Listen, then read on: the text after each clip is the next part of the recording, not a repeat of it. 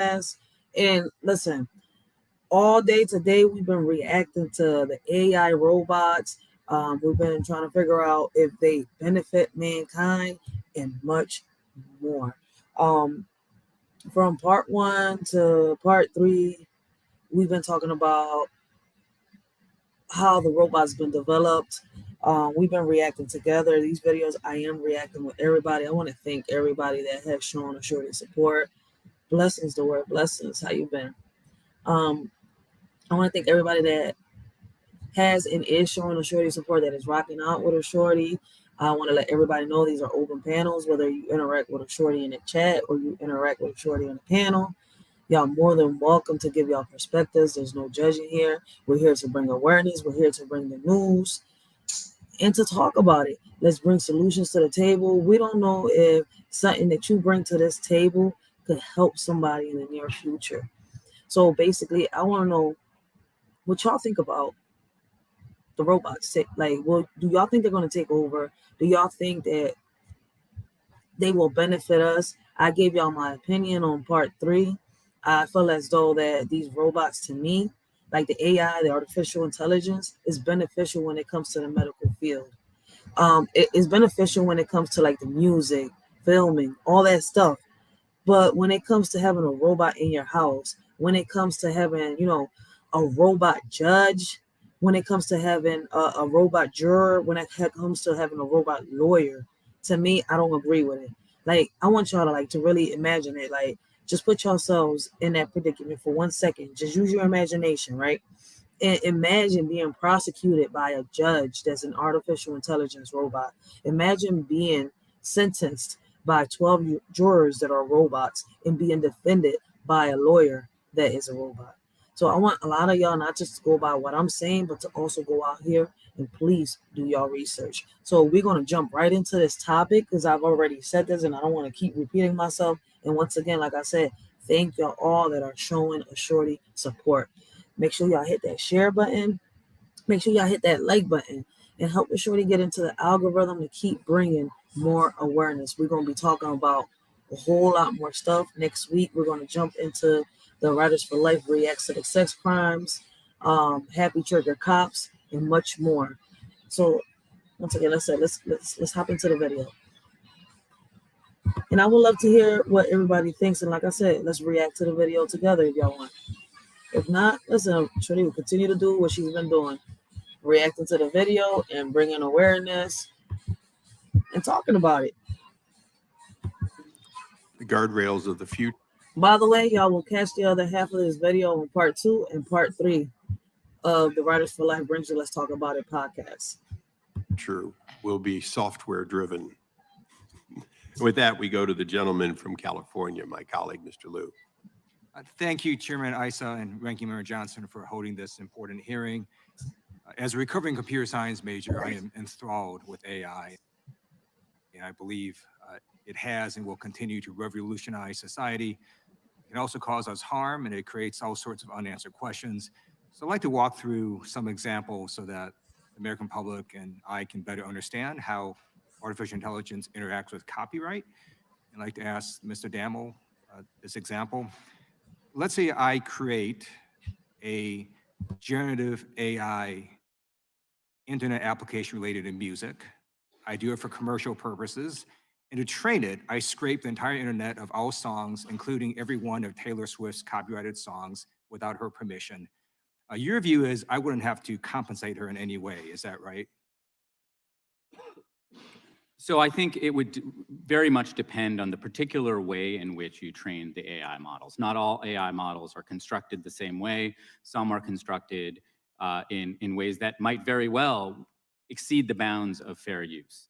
And so it's inevitably going to be a case-by-case determination of whether a particular model is going to exceed those bounds or not.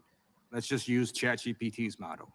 So in See, on part 2, I was mixing it up. It's called Chat GICP model. Those are what they're using for like the judges and the lawyers and stuff like that.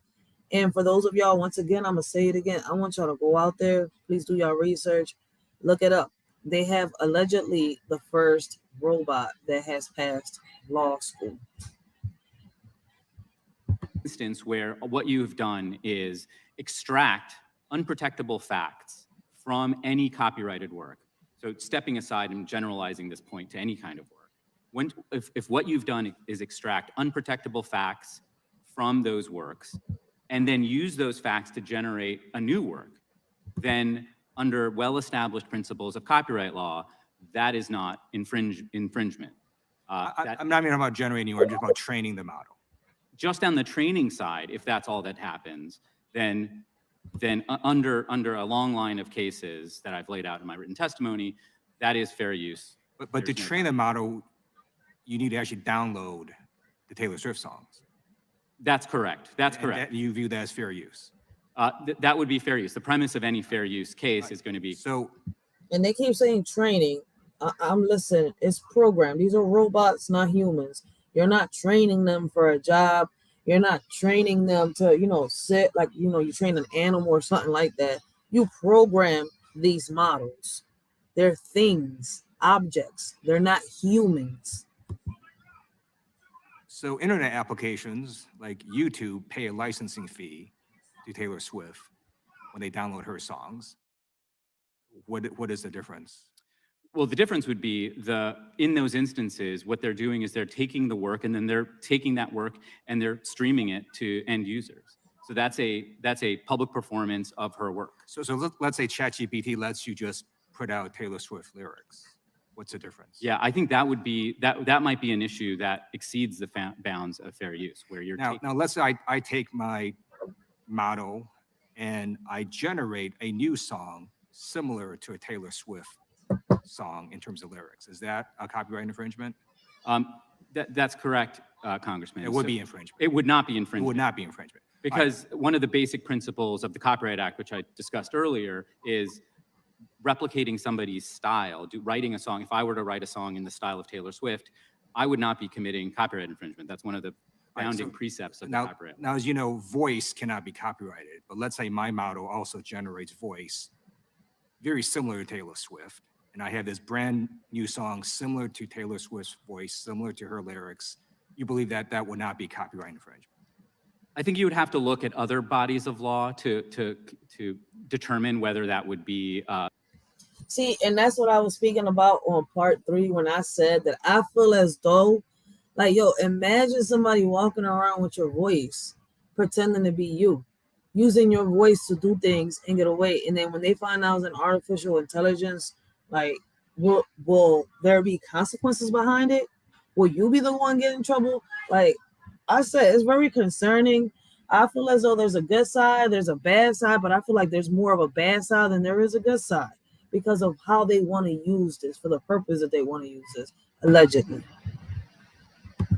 Illegal, I think as a matter of copyright law and just the basic principles of copyright law, that would not be copyright infringement, which is not to say it's not concerning for other reasons, but in looking at the copyright law itself, that's not. And then finally with that, in fact, you believe I could then copyright this Taylor Swift-like song with voice like Taylor Swift that I generated by scraping the internet with Taylor Swift copyrighted songs that I didn't pay her for, right? I don't know that would necessarily be the case, and certainly as we were discussing earlier, the Copyright Office is taking the view that AI generated works like that may not be subject to copyright protection at all. But we do that. We do that already. Like we put pieces and parts of certain videos together and we remix it. We turn it into something else. So we already do that as humans. Okay, thank you. So my remaining time, I have a question for Professor Callison-Birch about disclosure, and Representative Natalie asked about this. Many creators already use AI, right, in their creative works. I mean, there's a whole bunch of algorithms that make your songs sound better. They don't disclose that.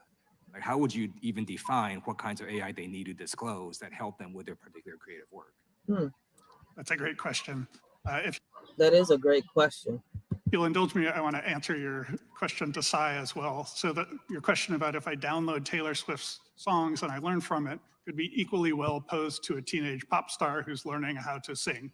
So if that person learned from Taylor Swift, the decision of whether or not they're violating copyright is not at the time when they're listening to the songs and learning to perform music. It's when they release an album and whether that album is sufficiently similar to, say, Taylor Swift's song. So if we release, instead of Taylor's version, we release ChatGPT's version of an album, that's infringement, but the learning from it is not.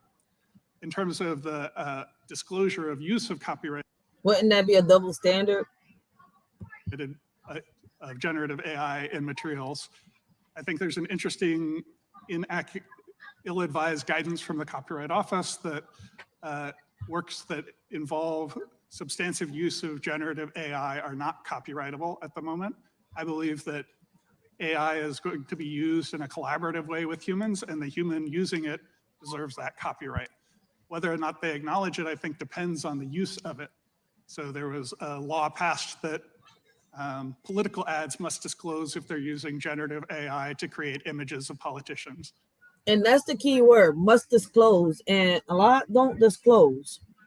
So how much do we know, and how much can we, like, this is, he said it himself. This is kind of like a double standard, in my opinion.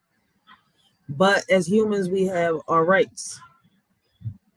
And that's why I'm saying a lot of people need to do their research, because at the end of the day, I don't think we should be really, really scared of this, because if we do something, these robots at the end of the day still need to be run by humans. It's a human that programs these robots. Tell it what to do, control it.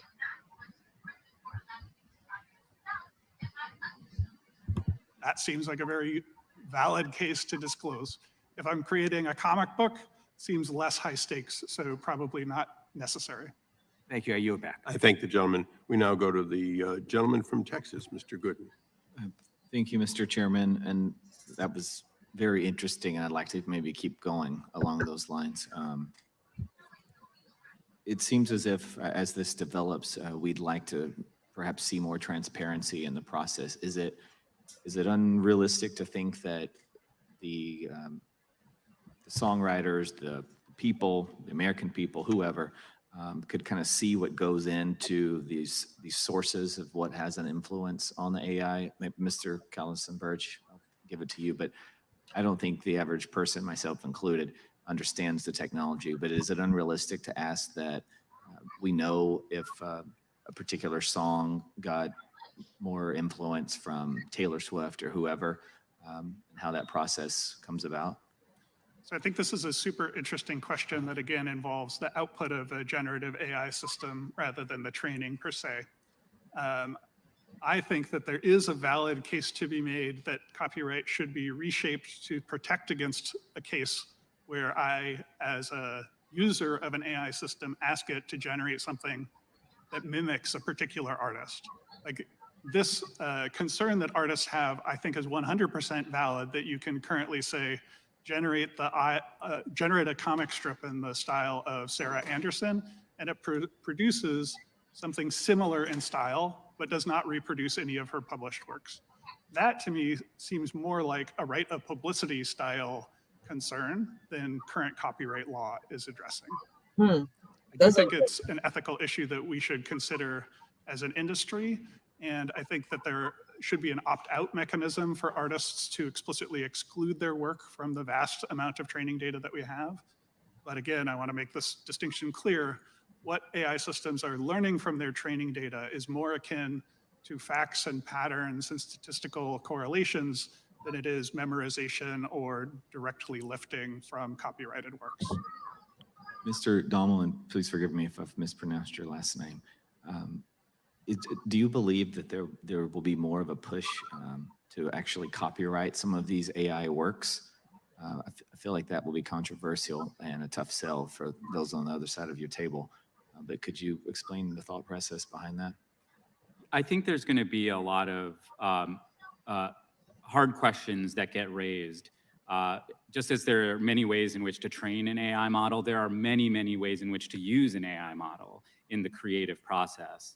And I think we're really at the very, very early stages of trying to figure out where do you draw the line between an AI-generated output that we don't think deserves copyright protection under under the sort of the constitutional precept of what copyright law is about, and what creative output that is assisted with an AI deserves copyright protection. And it's necessarily going to be fact by fact. I agree with the Copyright Office's view that the principle here is that you need sufficient human authorship, sufficient human input into the creative process in order to warrant copyright protection. That's almost a constitutional requirement.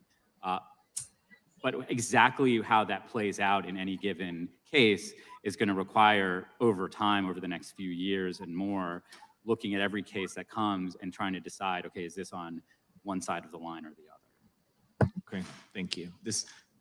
Maybe it's a far-fetched analogy, but many years ago when I was in the State House, we passed a bill, I authored it, that restricted the use of drones over people's backyards. And Y'all hear what he said? Yo, the drone industry was against that. And they said, you should be able to fly a drone over anyone's house and park it and watch them all day. A helicopter can do that, so what's the difference? And I said, well, a helicopter is operated by an individual. It can't stay up there forever. And you know if it's there because it's loud and big. And so I thought of that as you were talking about your example. that's another way of invading your privacy. So basically, you could be sitting here getting dressed, minding your own business, and somebody could come and record you, and that's okay. And they could sit here and just, put this video out there. Like, come on, man. There's too many consequences to this shit. Some people shouldn't have, how can I say it? So much, I don't know how to put it into words. Like, that's still an invasion of privacy. Like, you should not be allowed to fly your drone over anybody's property to record anything, because now you're invading their privacy. How is that acceptable? Like, what if I'm getting dressed or I'm doing the do with my partner and I don't want nobody to see that video? No matter what I do inside my house, it's privacy. I don't want nobody to see what I'm doing inside my house. Like, what happens between these four walls and me should stay between these four walls and me. Anybody recording what happens inside my house and tries to put it out there or tries to do anything with it should have consequences for it. Of the middle school child who sings like Taylor Swift compared to the AI that sounds like Taylor Swift, and how there's no difference. The difference is that's a middle school child, and I'm not real worried about a middle school child taking over the music industry. So I think we have to differentiate between That's the two. interesting, ain't it? I yield back. Would the gentleman yield? This gentleman? Yeah, would you gentlemen yield for Oh, just a of second? course, please. Thank you. Yes. At some future time, I'd like you to talk, and particularly Mr. Navarro, about how you view the difference between a cover band and AI, and where the guidelines are similar and when they'd be different, and the same, obviously, from a legal standpoint. I won't ask to have it answered at this time where I'm out of time. Thank the gentleman for yielding. We now go to the gentlelady from North Carolina, Ms. Thank you, Mr. Chairman, and thank you to all the witnesses for being here today. We've heard multiple perspectives today on whether training AI on unlicensed copyright material should be permitted through the fair use doctrine, and the Copyright Office considers several factors in Yo, throughout this whole video, they've been saying trial, witnesses, testifying. I feel like they're already in court. Like, this is a part of the court process for them to try to legalize all of this. Like I said, listen, if y'all watch Terminator, y'all watch Matrix, while I have this pause real quick, after this video right here, I'm going to start the interview with Sophia Stewart, like I said, on part 3. And then I'm going to do another meeting speaking with the senators, speaking on the artificial intelligence. So there's going to be probably a part 5 to this. I don't know how many parts is going to be to it, but hey, let's talk about it. I don't know how many people have seen these videos. If y'all haven't, I will be leaving the links when I am completely done with all this, as soon as I get a chance to do all that at the bottom, so y'all can see it, y'all can share it, y'all react. Y'all can do whatever y'all want, but this is also something that y'all can search online yourselves. This is free. This is public access. Let me know what y'all think. Leave y'all comments down below. Like I've said before, y'all comments really do help a shorty out. In evaluating this question of fair use. But one of those factors is the amount and how substantial the copyrighted work was that was. Blessings, let's be journey blessings. And y'all can also, I think if y'all got a wrench, yeah. Hold on, I gotta check my YouTube real quick. If y'all got a wrench, y'all can leave y'all links there, right there, so anybody can come and check y'all YouTube out. We're here to bring awareness. We're here to teach each other. We're here to bring out the news for those of y'all that missed it, that don't know what's going on. Let's do this. Let's talk about it. Let's build. Let's network. Each one, teach one. Do y'all believe that artificial intelligence will benefit mankind? I gave y'all my opinion. Let me hear y'all perspectives. Let me know what y'all think. Is used, and the guidance notes that in some contexts, using an even small amount of copyrighted work was determined to not be fair because the selection was an important part, or actually the heart of the work. So it could be just very small, but so have such an imprint. And that strikes me as a key factor in the consideration of AI training as well. AI is built upon creative works, whether it's art or music or writing.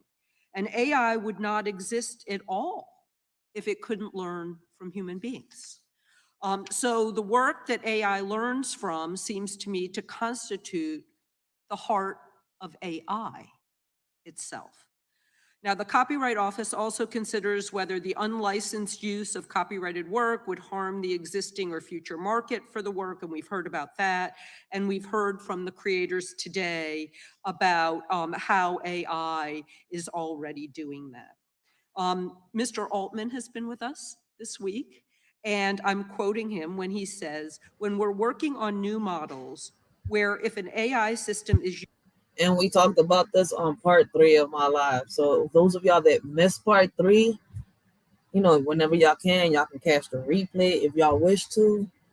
And y'all hear what we was talking about and what a shorty's reaction. Like, this is crazy. Like, to me, like I said, this is only beneficial in certain parts, like the medical field, technology, when it comes to our homes, privacy, when it comes to being in front of a artificial intelligence judge, juror, or lawyer. I'm not with that. So listen, I don't know how y'all feel, but this is my honest opinion. This is what I think. This is how I feel. Using your content, or if it's using your style, you get paid for that.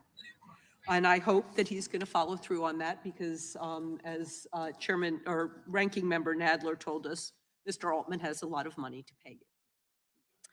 But my first question is for Professor Callison-Birch. Is it a common industry practice to keep a careful record of how and whether copyrighted works, performances, and likenesses were used to develop or train an AI data set?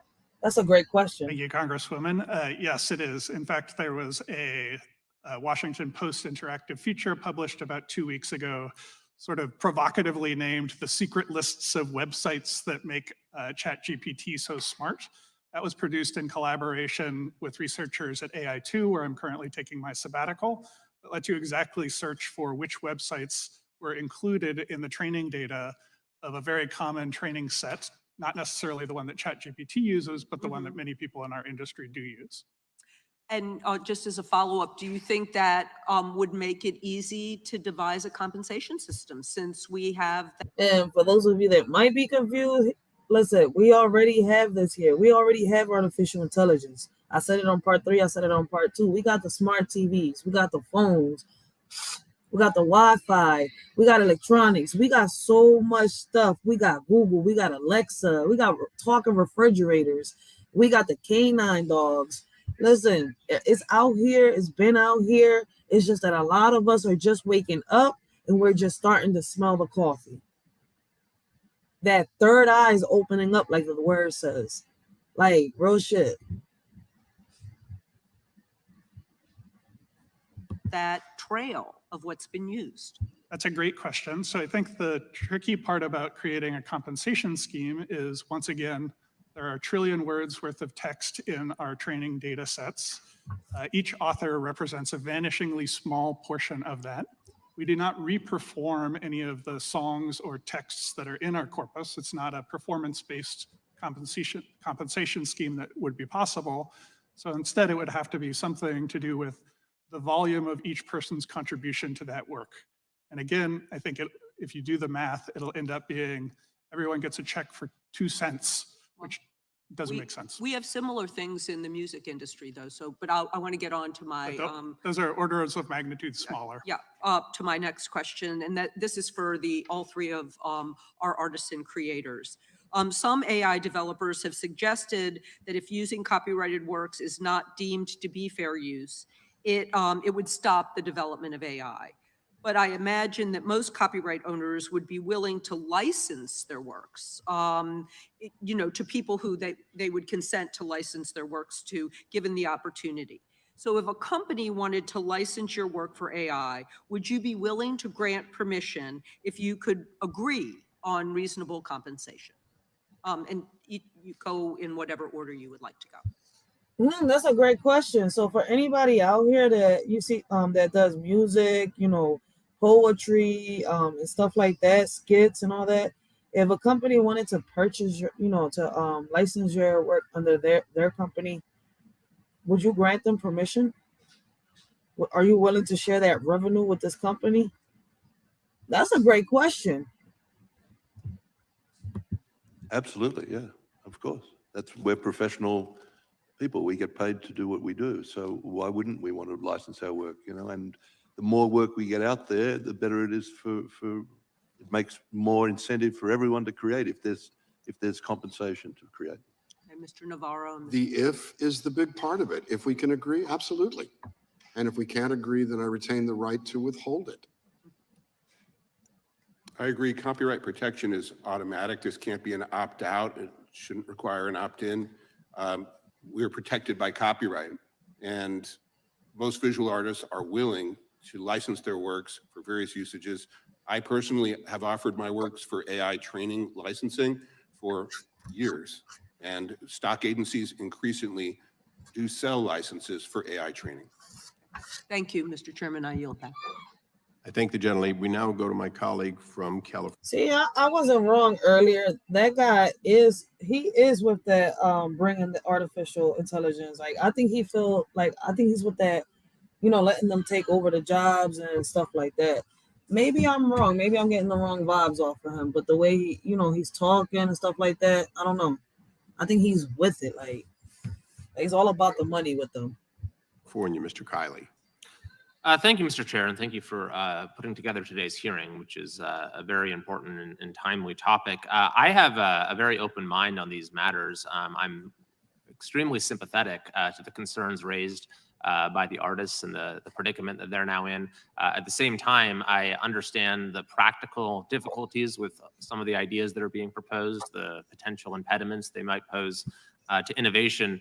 And I'm also wondering whether copyright law is well suited to the matter at hand in a lot of respects, as clearly the copyright clause and the body of law around it did not anticipate sort of a capacity for creation that is non-human in origin. So just to sort of start out, I want to try to analogize this to the process of human creation as best as possible. So Mr. Callison-Birch, you've drawn a distinction between the training process and the output. You mentioned earlier how a child who's learning how to sing by studying Taylor Swift, there's no infringement there. It's the output that is going to be judged. And all of the artists here, I'm sure, could cite artists who have been influences on their style as they developed. So, I mean, let's take another analogy. Let's say that I'm writing an essay on Abraham Lincoln, and arguing how he ranks among US presidents. So I go to the library, I check out every book I can possibly get on Abraham Lincoln, I learn all about him, and then I reach an opinion and I write an essay about it. And of course, I'll cite to sources when I'm quoting them directly or for specific facts. But that learning process by which I form my opinion, this is for you, Mr. Damley, is there any copyright claim that is specific to that process? I think that if to just modify your hypothetical slightly, if you were to go to a library and make photocopies of books, right, that's a copy that you're making of those books. That would be copyright infringement if you didn't have a fair use defense. But I think in your hypothetical, that would be very clearly within the scope of copyright infringement. You're making those copies not to, for the only purpose for which to learn the facts that are being conveyed in those copyrighted materials. And then, yes, you're producing an output that might borrow and those facts into a new work. But that work does, as long as that work does not infringe the original work that you copied from, that's. Yeah, but we all know that basically you're just turning everything into your own opinion. You're not writing what was there, but you're rewriting everything into basically, you're rephrasing everything, but not rephrasing it. It's kind of hard to explain. Like, we've all done essays in school and stuff like that. So basically, you're just writing your opinion, what you think and how you feel, like your perspective of what happened. It's kind of like a writer or journalist. That's how I see it when you're writing essays. Like, quintessential fair use. And so a court that would sort of study any copyright claim, would they look at my learning process, or would they just sort of judge the output? Maybe they would if it's like about intentionality or a damages claim or something, but the core copyright claim, infringement claim itself, would they study my learning process, or would they just look at my work product? I think it would be all of the above. These copyright cases, having litigated a lot of these, really delve into a lot of the facts. So the Google Books case, for example, it looked at the way in which, the manner in which Google had acquired the copies, but then the outcome was driven mainly by the fact that all that Google was doing was providing a way for you to search within those books, and not providing you the whole book, was providing you just snippets of the book, and said, looking at that whole process, we're going to call the. Yeah, but it's to the point where Google already got almost all the books. Like, you could read a whole book on Google. Real shit.